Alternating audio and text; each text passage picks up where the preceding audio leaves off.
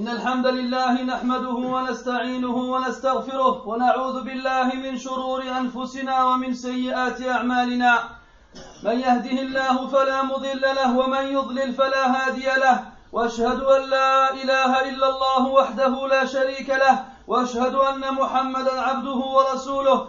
يا أيها الذين آمنوا اتقوا الله حق تقاته ولا تموتن إلا وأنتم مسلمون. يا أيها الناس اتقوا ربكم الذي خلقكم من نفس واحدة وخلق منها زوجها وبث منهما رجالا كثيرا ونساء، واتقوا الله الذي تساءلون به والأرحام إن الله كان عليكم رقيبا. يا أيها الذين آمنوا اتقوا الله وقولوا قولا سديدا يصلح لكم أعمالكم ويغفر لكم ذنوبكم، ومن يطع الله ورسوله فقد فاز فوزا عظيما. أما بعد، فإن أصدق الحديث كتاب الله، وخير الهدي هدي محمد صلى الله عليه وسلم، وشر الأمور محدثاتها، وكل محدثة بدعة، وكل بدعة ضلالة، وكل ضلالة في النار. أما بعد أيها المسلمون، يقول الله تبارك وتعالى في محكم كتابه من سورة النساء: يا أيها الذين آمنوا لا تأكلوا أموالكم بينكم بالباطل إلا أن تكون تجارة عن تراض منكم، ولا تقتلوا أنفسكم إن الله كان بكم رحيما، ومن يفعل ذلك عدوانا وظلما فسوف نصليه نارا وكان ذلك على الله يسيرا.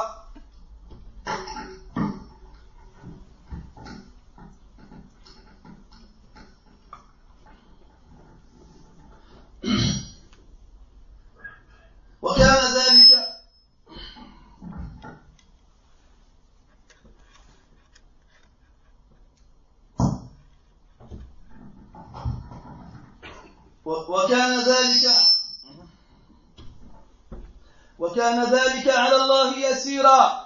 أيها المسلمون، من الآفات التي أصبح مجتمعنا الإسلامي يشكو منها أكل أموال الناس بالباطل، أي أكل أموال الغير ظلما وعدوانا، كالغصب والخيانة والاحتيال والخداع والغش في المعاملات والقمار أو الميسر هو كل لعب بين متنافسين على مال يجمع منهم ويوزع على الفائز منهم ويحرم الخاسر منه.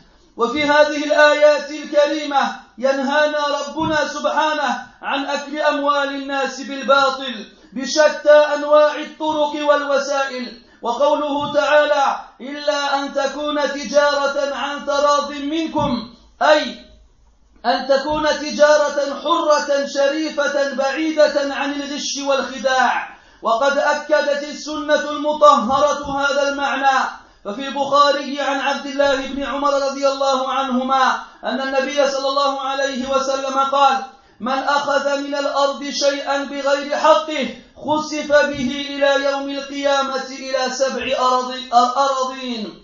وعند ابن ماجه عن أبي هريرة رضي الله عنه قال رسول الله صلى الله عليه وسلم: من أخذ أموال الناس يريد إتلافها أتلفه الله. ويحذر النبي صلى الله عليه وسلم من أكل الحرام عموما، فيما رواه الترمذي عن كعب بن عجرة رضي الله عنه أن النبي صلى الله عليه وسلم قال: إنه لا يربو لحم نبت من سحت إلا كانت النار أولى به. ولشناعة وقبح هذه الكبيرة نعتت بوصف تشمئز منه الطباع السليمة، ففي صحيح مسلم عن بريدة رضي الله عنه قال النبي صلى الله عليه وسلم: من لعب بالنردشير فكأنما صبغ يده في لحم خنزير ودمه. والنردشير هو النرد المعروف. عباد الله، لقد حرم الله القمار وسماه ميسرا في قوله عز وجل: يا أيها الذين آمنوا إنما الخمر والميسر والأنصاب والأزلام رجس من عمل الشيطان فاجتنبوه لعلكم تفلحون. إنما يريد الشيطان أن يوقع بينكم العداوة والبغضاء في الخمر والميسر ويصدكم عن ذكر الله وعن الصلاة فهل أنتم منتهون. وسبب تحريمه أنه أكل أموال الناس بالباطل المنهي عنه في الآية السابقة. وأيضا فإنه داخل فيما روى البخاري عن خولة الأنصارية رضي الله عنها.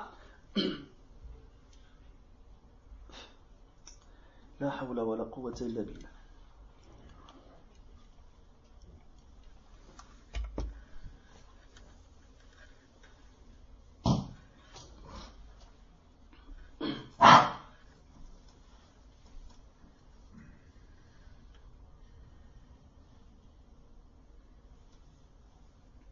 وأيضا فإنه داخل فيما روى البخاري عن خولة الأنصارية رضي الله عنها أن النبي صلى الله عليه وسلم قال: إن رجالا يتخوضون في مال الغير بغير حق فلهم النار يوم القيامة. ولذلك فالميسر أو القمار هو من أكبر الكبائر، حيث قرنه الله عز وجل بالخمر والأنصاب والأزلام. والغاية من تحريمه أن الله تعالى يريد من المسلم أن يكسب معيشته بالطرق المشروعة كالبيع والشراء والفلاحة والصناعة وسائر الحرف والمهن. والقمار يجعل الإنسان يعتمد على الحظ والصدفة والأماني والأحلام الكاذبة دون الاعتماد على الله عز وجل والتوكل عليه في مباشرة الأعمال الدنيوية المشروعة. هذا ومن جهة أخرى فإن الإسلام يعتبر المال الحلال له حرمة فلا يجوز أكله بالباطل. وقد جاء عند مسلم عن أبي هريرة رضي الله عنه أن الرسول صلى الله عليه وسلم يقول: كل المسلم على المسلم حرام دمه وماله وعرضه إلا عن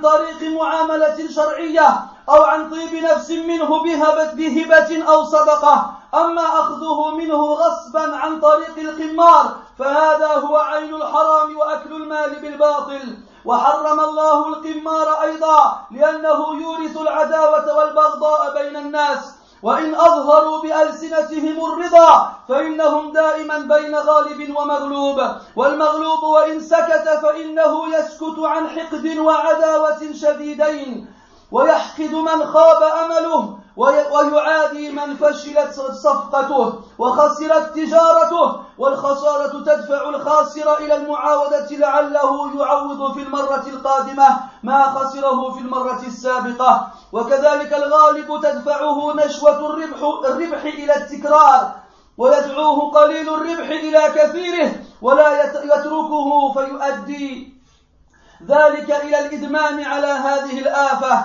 وعدم التوبة منها. وصاحب نادي القمار كالمنشار في كل مرة يأكل من الفريقين. وفي أكثر الأوقات كل مال المتقامرين يتجمع له، وبعد برهة ينتقل الرابح من نشوة النصر إلى غم الإفلاس والخسران. وهكذا دائما أبدا بشكل يشد كلا من الرابح والخاسر إلى طاولة اللعب ولا يمكنه من الإفلات عنها. وهذه أيها المسلمون هي كارثة الميسر على الفرد والمجتمع. زد على ذلك أن المقامر مشغول عن واجبه تجاه ربه عز وجل وواجبه نحو أولاده وأهل بيته. ولا شك أن من دخلت هذه المعاملة المنكرة قلبه فأحبها لا يتورع من أجلها أن يبيع دينه وعرضه، فإن علاقته بهذه الكبيرة تغرس في قلبه حب المقامرة بكل شيء وحتى بشرفه وعقيدته في سبيل كسب باطل موهوم. وصدق الله العظيم حيث يجمع بين الخمر والميسر في آياته وأحكامه، فهو سبحانه يعطينا النتيجة المترتبة على الخمر والميسر ويبين أضرارها على الفرد والمجتمع والأسرة والأخلاق بقوله تعالى: إنما يريد الشيطان أن يوقع بينكم العداوة والبغضاء في الخمر والميسر ويصدكم عن ذكر الله وعن الصلاة فهل أنتم منتهون. وفي إحدى الدول توجد صخرة على شاطئ البحر تعرف باسم صخرة الانتحار. يلعب المقامر على كل شيء يملكه بما فيها، زوجته وسيارته وما إلى ذلك، فإذا خسر على طاولة اللعب صعد إلى هذه الصخرة لينتحر والعياذ بالله. ذلك أيها المسلمون أن المقامر عديم الشرف، عديم الدين، عديم الضمير، عديم الأخلاق، لا يتحرج عن تقديم زوجته وبناته لكسب المال ليلعب به، ويبيع كل شيء تصل إليه يده ليقامر به حتى فراشه الذي ينام عليه. وهذه مسائل مشاهدة رأي العين في المقامرين، تجده يقترض في أول الشهر وقد يسرق من طعام أطفاله كل ذلك من أجل القمار.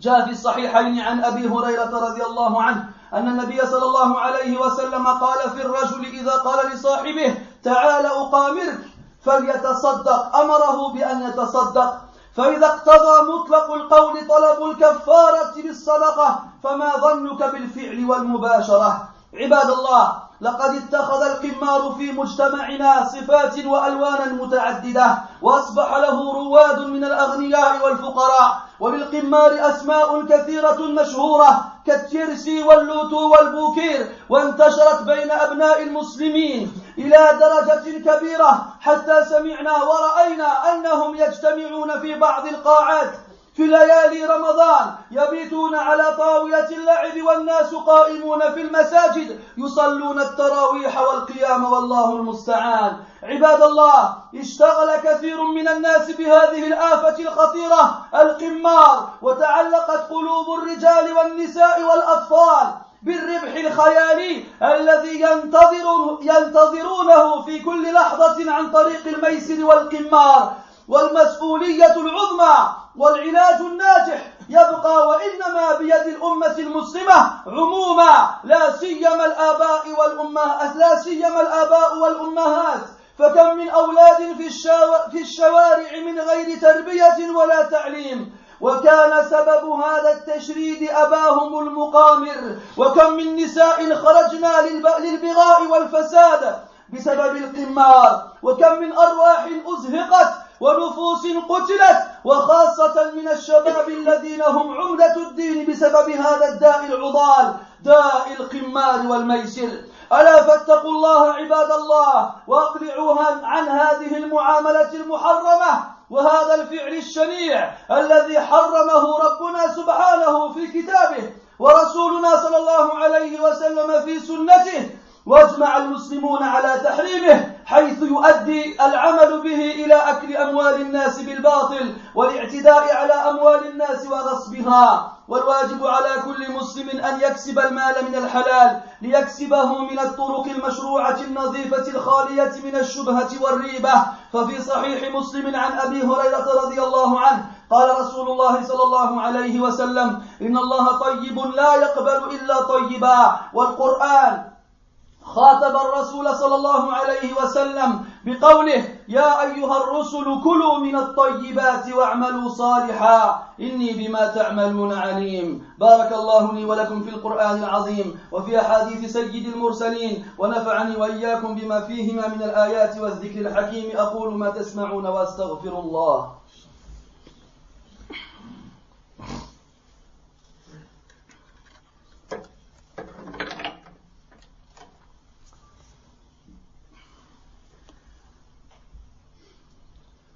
الحمد لله رب العالمين، والعاقبة للمتقين ولا عدوان إلا على الظالمين، وأصلي وأسلم على أشرف الأنبياء والمرسلين وإمام الأتقياء والصالحين محمد بن عبد الله عليه أفضل الصلاة وأزكى التسليم، وعلى آله وأصحابه أجمعين. وبعد. J'entends les bips d'enregistrement des iPhones que je reconnais lorsque je prends le discours en français. N'enregistrez pas que le français, enregistrez aussi l'arabe. Écoutez l'arabe, écoutez-le, imprégnez-vous de l'arabe, apprenez-le et comprenez-le. Si vous n'enregistrez que le français, quand est-ce que vous apprendrez l'arabe? Quand est-ce que vous comprendrez l'arabe? Quand? Mes frères, Allah tabaraka wa ta'ala dit dans le Coran, dans Sourate An-Nisa, ô les croyants, que les uns d'entre vous ne mangent pas les biens des autres illégalement, mais qu'il y ait du négoce légal, c'est-à-dire du commerce entre vous, par consentement mutuel, et ne vous tuez pas vous-même. Allah en vérité est miséricordieux envers vous. et quiconque commet cela par excès et par injustice, nous nous jetterons au feu. Voilà qui est facile pour Allah.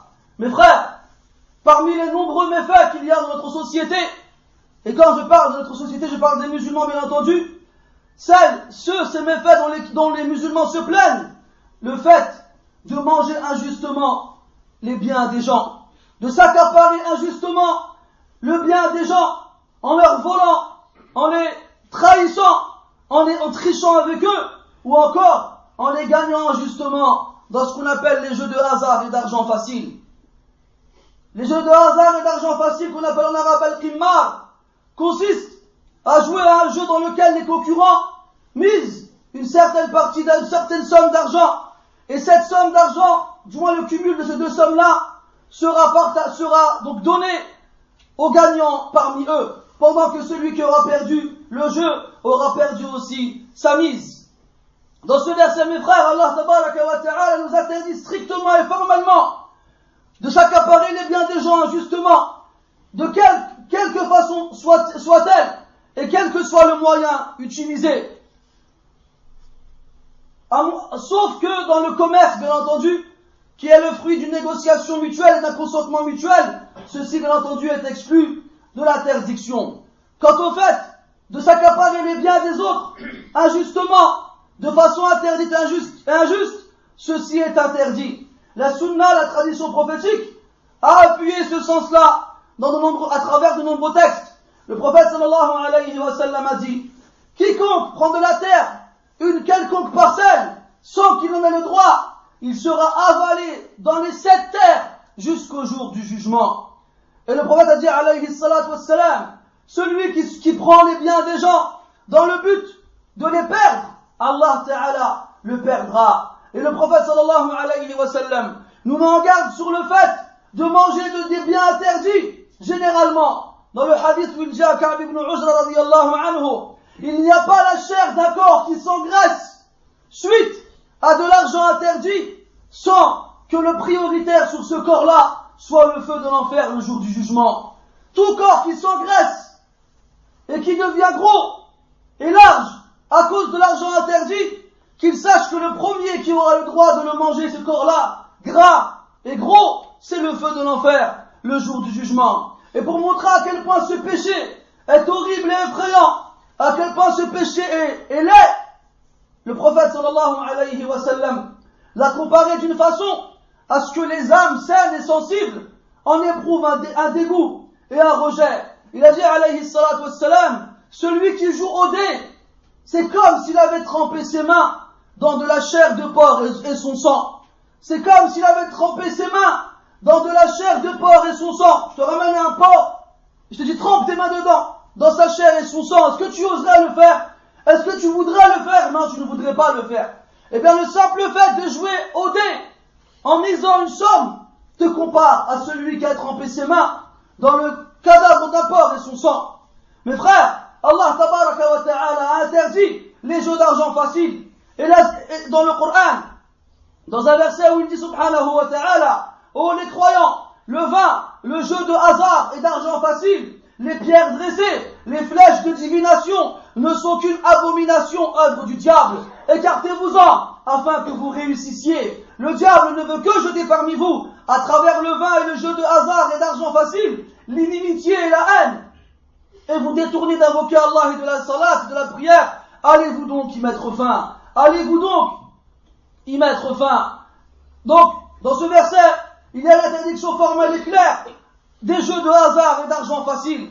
Et la cause de l'interdiction est que ça amène à manger, à s'accaparer les biens des gens injustement, comme on l'a dit précédemment dans le verset cité avant. Aussi, il rentre dans le hadith où le prophète a dit sallallahu alayhi wa sallam: il y a des hommes qui se disputent les biens d'autrui sans en avoir le droit, qui seront le combustible du feu le jour du jugement. Tout homme, toute personne qui se dispute les biens d'autrui sans en avoir le droit sera en enfer le jour du jugement. Wal-iyadhu billah. Les jeux d'hasard, les jeux d'argent facile font partie des grands péchés. Et parmi les plus hauts degrés des grands péchés, Allah tabaraka wa ta'ala l'a lié dans le Coran à l'alcool et aux moyens de la période anti-islamique pour par lesquels les gens cherchaient à savoir leur avenir. Et le but de l'interdiction de cela est qu'Allah tabaraka wa ta'ala veut du musulman qu'il recherche sa subsistance à travers des moyens légiférés, comme la vente et l'achat, ou encore la culture des champs, ou encore le travail de toutes les professions connues et respectables. Quant au fait de gagner de l'argent facile à travers les jeux de hasard, ça pousse la personne à se reposer sur la chance, sur la coïncidence, ou bien encore sur les espoirs futiles et sur les rêves trompeurs. Et ça le pousse à délaisser le fait de se reposer sur Allah Ta'ala et de lui faire confiance dans ses actions mondaines.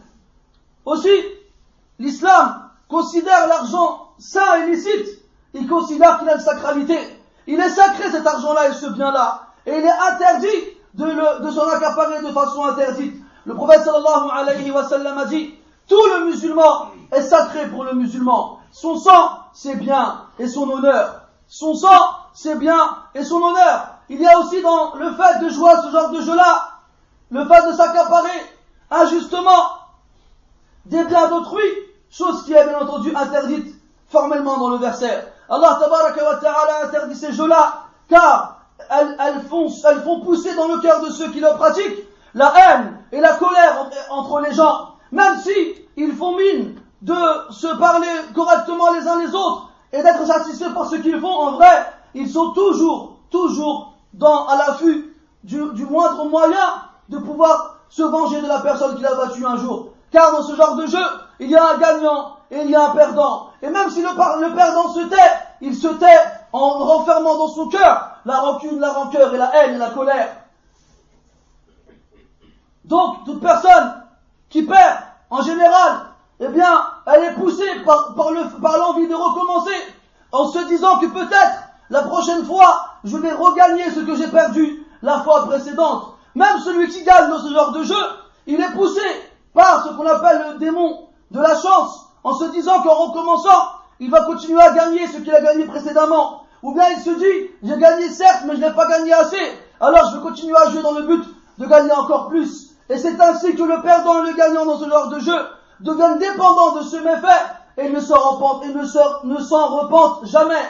Même le propriétaire du club ou bien du bar ou du café dans lequel se réunissent les joueurs, lui aussi il participe à cela. Et lui il est comme la scie, qu'elle parte ou qu'elle revienne, elle a sa part dans les jeux de ces personnes-là. Et que les gens perdent ou gagnent, lui aussi il a quelque chose à y gagner. Et très souvent, le chanceux soi-disant qui gagne de nombreuses fois consécutives, eh bien il lui arrive que le vent tourne et qu'à son tour il connaisse lui aussi la défaite, la perte et la faillite. Et c'est ainsi qu'il perd tout ce qu'il a gagné en un instant.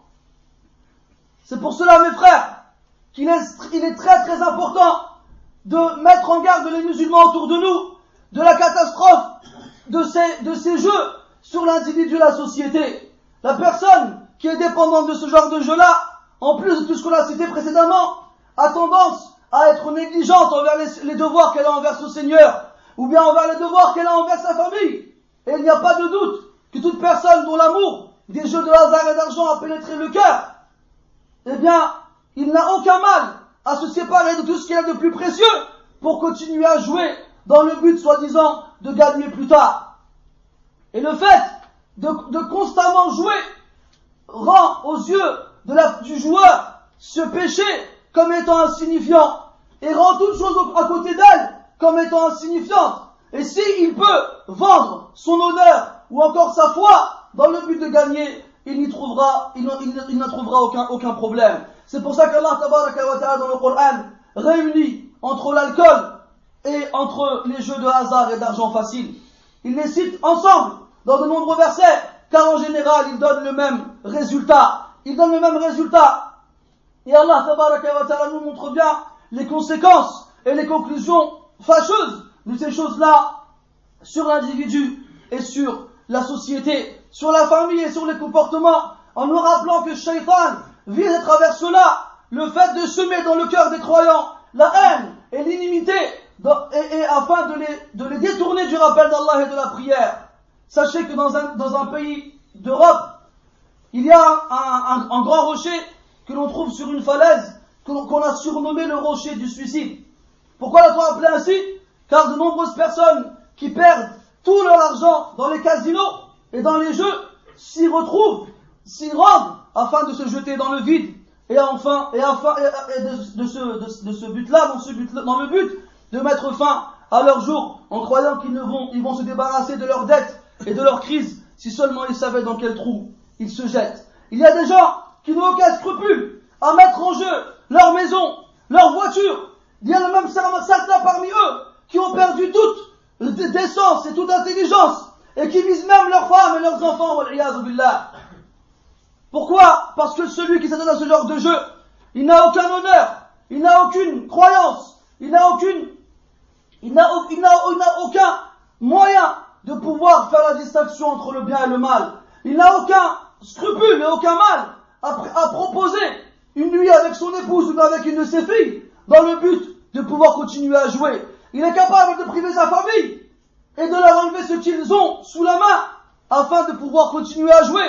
Et ces choses qu'on vous dit ne sont pas des choses fausses ou bien des rumeurs. Ce sont des choses réelles qu'on entend et qu'on voit très souvent malheureusement. Combien de personnes, lorsqu'elles reçoivent leur salaire du début du mois, et bien quelques heures plus tard, ils se retrouvent sur la paille car ils ont déjà tout perdu en allant jouer dans les cafés, les bars et les casinos. Le prophète sallallahu alayhi wa sallam a dit, toute personne qui dit à son compagnon, viens, on va jouer dans le but de gagner de l'argent, toute personne qui dit cela, qu'ils doivent faire une aumône en expiation de cette parole.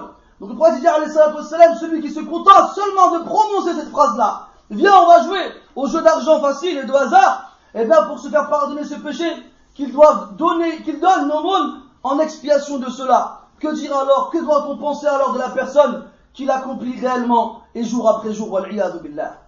Vous savez mes frères, ça fait un moment que je voulais parler de ce sujet-là, car j'ai remarqué dans les cités, notamment chez les jeunes, et quand on parle des jeunes, on parle des pré-adultes, ceux qui ont entre 16 et après cela, vers les 25-30 ans, qui se sont mis à jouer tout le temps au poker notamment. Ça c'est le méfait qu'on trouve chez les jeunes. Mais on trouve aussi chez nos pères malheureusement énormément de personnes âgées qui passent leur temps dans les cafés et dans les bars à jouer au tiercé ou bien au loto. Et je ne parle pas encore du loto sportif qui est devenu chez la plupart des gens une habitude. Les gens pensent que ces jeunes, il n'y a rien de mal à jouer dans cela, mais quel que soit leur nom, quelle que soit leur forme, ils répondent aux caractéristiques des jeux de hasard et d'argent facile et sont donc interdits. J'ai même vu de mes propres yeux, dans une ville pas très loin d'ici, pendant les nuits du Ramadan, que la mairie, la municipalité, met à disposition des jeunes, des salles dans lesquelles ils se retrouvent pendant les nuits du Ramadan et dans lesquelles ils passent leur temps à jouer au poker. Et juste à quelques mètres de cette fameuse salle, il y a la mosquée dans laquelle les musulmans se réunissent afin de prier la prière de Tarawih ou encore la prière du Qiyam durant les nuits de Ramadan. Mes frères, Wallah, c'est devenu un fléau. Et beaucoup de musulmans pensent qu'il n'y a pas de mal dans cela. Ils vont acheter leurs millionnaires, leurs bancos, j'en passe et d'autres, tous les matins. Ou bien ils vont alors remplir leur grille du tiercé et ils vont s'asseoir. Et des fois, Wallah, tu les vois, tu comprends pas. Une vieille personne avec une petite barbe blanche, sa chéchia qui ne quitte jamais, dans le café, en train de cocher sa grille du tiercé en espérant, après 20 ans qu'il a rempli cette grille-là, en se disant, ah, peut-être cette fois-ci je vais gagner. Et il ne se rend pas compte tout le temps que cet argent qu'il dépense, il sera interrogé dessus, et que tout centime qu'il peut gagner sur ces choses-là, ce n'est que du feu qu'il rentre dans son ventre. C'est pour cela, mes frères, que ce danger énorme, duquel s'est accroché le cœur des hommes, des femmes et même des enfants, il faut absolument le nettoyer. Et il faut mettre en garde les gens contre ce mal et ce fléau. Surtout quand on voit que des hommes n'ont eu aucun scrupule à mettre sur la paille leur famille. Et des femmes ont été jusqu'à se prostituer pour pouvoir continuer à jouer ce genre de jeu-là ou encore pour pouvoir rembourser leurs dettes. Craignez Allah aux musulmans, craignez Allah aux serviteurs d'Allah et délaissez ce péché néfaste et horrible. Et sachez que cette chose-là qui est laide et horrible, Allah tabaraka wa ta'ala, comme on l'a cité précédemment, l'a interdit dans le Coran, ainsi que le prophète sallallahu alayhi wa sallam dans sa tradition. Et tous les musulmans sont unanimes sur son interdiction, car il amène à l'accomplissement de choses horribles, comme le fait de s'accaparer les biens des autres sans ajustement, ou encore de faire les autres choses qu'on a pu citer précédemment. Il est obligatoire pour chaque musulman, dans l'argent qu'il gagne, de le gagner de la façon la plus licite possible, et de la gagner selon les moyens qui ont été légiférés des moyens propres, des moyens qui sont purs de toute ambiguïté ou de tout doute. Le prophète a dit sallallahu alayhi wa sallam, Allah est pur et il n'accepte que ce qui est pur. Et le prophète, et Allah tabaraka wa ta'ala s'adressait au prophète sallallahu alayhi wa sallam et à travers nous tous les croyants en leur disant, ô vous les messagers, Allah il s'adresse à la meilleure catégorie des êtres humains, ô vous les messagers, mangez des puretés qu'on vous a octroyées et accomplissez des actions pieuses et vertueuses, car certes, je sais très bien ce que vous faites. Je sais très bien ce que vous faites, et Wallah, ce qui est étonnant, c'est que ces personnes-là qui gagnent leur argent ou l'auto ou là je ne sais quoi d'autre encore comme jeu, ils font attention quand ils font faire le hajj et le pèlerinage de ne pas le payer avec cet argent-là. Ajib. Il se dit quoi? Bon, je gagne de l'argent haram, mais allez, c'est pas grave. Mais une fois, il lui arrive une étincelle, je sais pas si on peut appeler ça du génie, et il dit, tiens, je vais faire le pèlerinage, ou bien je vais l'offrir à mes parents, voilà je vais pas leur payer avec cet argent-là. Ce qui veut dire qu'il est conscient de cet argent qu'il a gagné, il est interdit. Mais ça ne dérange pas de faire des efforts pour continuer à en gagner, en se disant tous les soirs devant la télé, à regarder les boules qui tournent dans la fameuse machine là, que mes chiffres vont sortir, mes chiffres vont sortir, mes chiffres vont sortir. Et vous connaissez tous l'histoire de cette fameuse personne d'origine musulmane qui, je pense, l'année dernière a gagné au loto, s'est acheté une voiture de sport et qu'est-ce qui lui est arrivé? Un accident, il est mort. Il n'a même pas pu profiter de cet argent haram qu'il a gagné. Et qu'est-ce qui lui est arrivé? Il est mort au volant de cette voiture de sport qu'il a gagnée, qu'il a achetée avec cet argent haram. Et vous, quand vous regardez la télévision, et vous voyez des publicités dans lesquelles on voit des hommes qui achètent des bateaux, qui achètent des voitures, qui voyagent ici, qui voyagent là, et ça met dans vos cœurs faibles et fragiles l'envie de faire comme eux. Ah, si seulement moi aussi je pouvais travailler, je pouvais arrêter de travailler, je pouvais me mettre à la retraite à 40 ans, je pouvais acheter un palais pour mon père et pour ma femme, et des voitures à toute la famille, et je pouvais voyager sur toute la planète, et laisser comme ça que les espoirs, ils se mettent à germer dans la tête des gens, et c'est comme ça qu'ils vont tous les jours dépenser des sommes faramineuses dans le but d'acheter ces choses-là qui sont strictement interdites par Allah tabaraka wa ta'ala, par le prophète sallallahu alayhi wa sallam. Et n'oubliez pas que ce bas monde n'est qu'une jouissance temporaire et que très très bientôt vous allez la quitter, si ce n'est elle qui vous quittera. Alors pourquoi s'y accrocher? Wa innal akhirata lahiya al-hayawan law kanu ya'lamun. Et c'est certes la vie de l'au-delà qui est la vraie vie, si seulement ils savaient. نسأل الله تبارك وتعالى بأسمائه الحسنى وصفاته العلى أن يصلح أحوال المسلمين. اللهم أصلح أحوال المسلمين. اللهم خذ بأيدي الضالين منهم إلى الهدى والرشاد. اللهم نظف قلوبهم من هذه الأحقاد يا رب العالمين. اللهم نظف قلوبهم وطهرها من هذه الأجناس والأدناس يا حي يا قيوم. اللهم خذ بأيديهم إلى الهدى والرشاد. اللهم من ابتلي منا بالقمار والميسر، ومن ابتلي منا بإسبال ثوبه، ومن ابتلي منا بشرب الدخان، ومن ابتلي منا بحلق لحيته، ومن ابتلي منا بالزنا واللواط وغير ذلك من الآثام، فنسألك يا الله أن تطهر قلبه. اللهم طهر قلبه وأحسن فرجه. اللهم بعد إلي منه الأشرار والفجار وقرب منه الأتقياء والأخيار يا رب العالمين. سبحانك اللهم وبحمدك أشهد أن لا إله إلا أنت نستغفرك ونتوب إليك. وصلى الله وسلم وبارك على محمد وعلى آله وأصحابه أجمعين والحمد لله رب العالمين. وقوموا إلى صلاتكم يرحمكم الله.